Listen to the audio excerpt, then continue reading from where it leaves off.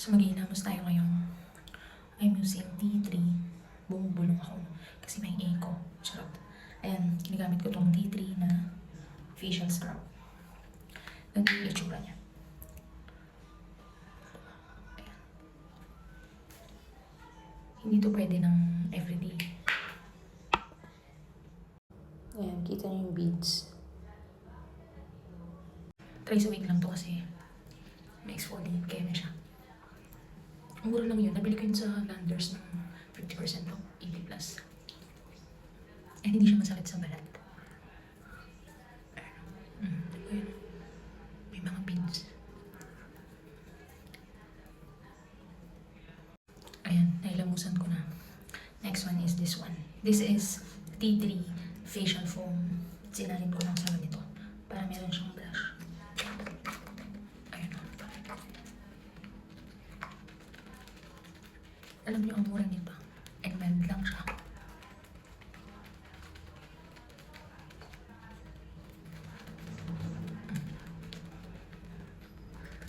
Diba?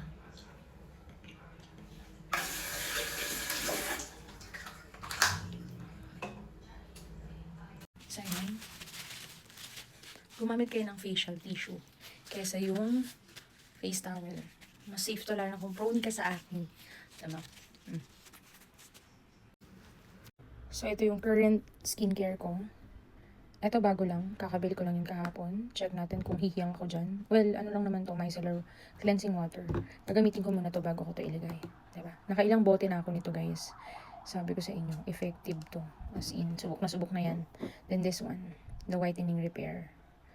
Kung meron kayong dark spot, meron kayong acne scars, this one. Kailangan nyo lang maging consistent talaga. Walang overnight success. Charot. Ayan. Ito yung gamit ko sa CR kanina. Konti na lang yun. Alam nyo, napakamura nito. Nakakainis kasi ngayon ko lang siya na-discover. Nung sa Landers ko nga ito nakita, sinasabi ko sa inyo, diba? 50% off yan. Ayan, yung tea tree na yan. Facial scrub. Thrice a week ko itong ginagamit. May beads pa siya. Kasi nga, nakaka-exfoliate, okay? Then, ito yun. Yung sinalin ko dun sa foaming bottle na may brush. So, foaming wash naman na to. So, ayan. Sobrang tipid nito, guys. Imagine. Tsaka ilan yung binili ko nito. Ngayon nga, hindi ko na maabutan na sale sa Landers. Dahil pala dinamihan ko pa. Although makakabili ka nito sa Orange Shop. Pero, syempre dun ka na sa Landers, diba? Talagang garantisadong legit. Ayan. Ayan yung ginagamit ko currently. Yung type of skin ko is oily and prone ako sa acne. As in, diba? Ilang months na akong hindi nagre-rejuve. Ayan lang, ayan. So, gagamitin natin itong micellar water. And ang nagustuhan ko dito, madali lang siya. Diba? Tapos ipapump mo lang yan. Diba?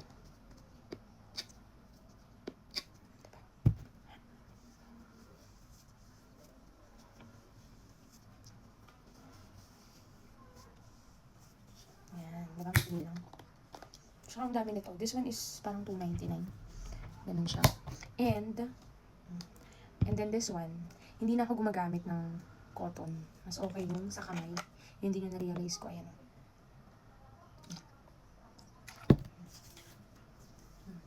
Burning ginagawa ko kasi prone na ako sa acne. Isang mali ko lang sa paggamit ng skincare. Magkaka-acne na ako. Ayan, gamit na gamit. And then, this one. Tingnan nyo naman. Nakikita nyo ba? Gandito na lang siya.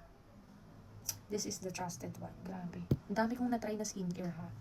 Sinasabi ko sa inyo. Diba? Ayan, meron pa yan. Nakikita nyo ba? May pula-pula pa yan. Lalagyan natin yan ng Oxypure. Yung acne powder mud. Mamaya pag tumuyo. Okay, so lagyan na natin itong ating